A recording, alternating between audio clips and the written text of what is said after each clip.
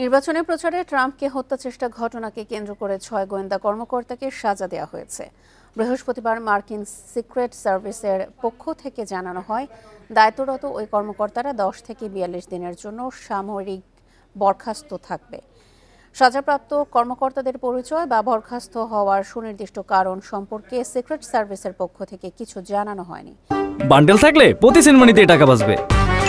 বিকাশ send money bundle কিনে জিতুন প্রতি লেনদেনে। ২০২৪ সালের ১৩ জুলাই পেনসিলভেনিয়ার বাটলার শহরে হামলার শিকার হন ট্রাম্প। সেখানে আয়োজিত জনসভায় ভাষণ দিতে মঞ্চে ছিলেন তিনি।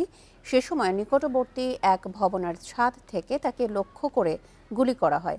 ওই ঘটনার পর সিক্রেট সার্ভিসের ব্যর্থতা নিয়ে প্রশ্ন ওঠে। এর জেরে সিক্রেট সার্ভিসে চলে একাধিক তদন্ত। পদত্যাগ করেন সংস্থাটির পরিচালক।